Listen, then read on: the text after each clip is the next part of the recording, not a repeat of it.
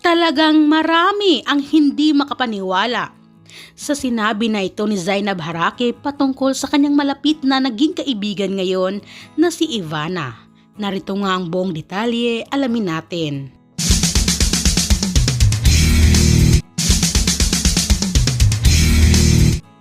Trending! Uusap-usapan nga ngayon sa social media ang pangalan ni Zainab Harake, Ivana Alawi at ilan pa na mga social media influencers or mga YouTuber nga dito sa ating bansa.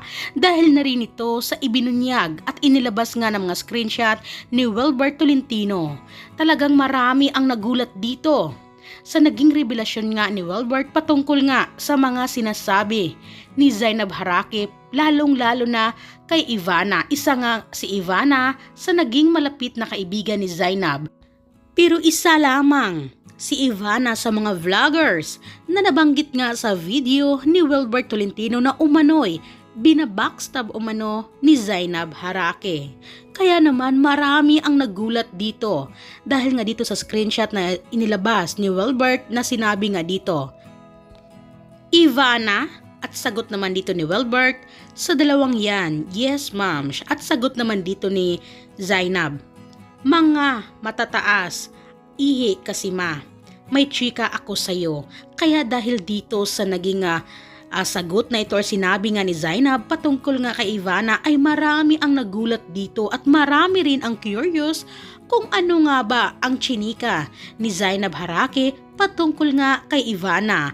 Kaya hindi inasahan ito ng lahat ng mga taga-suporta ni Zainab at ni Ivana na may ganito palang sinasabi si Zainab Harake. Pero sa naging live naman ni Zainab Harake kagabi ay nilinaw niya at sinabi niya na humingi na siya ng tawad sa kanyang ate Ivana at nabanggit rin niya na may hindi rin din sila pagkaintindihan ni Ivana noon na nag-unfollow daw sa kanya si Ivana, pero ngayon ay okay na sila at humingi na nga ng tawad si Zainab Harake kay Ivana.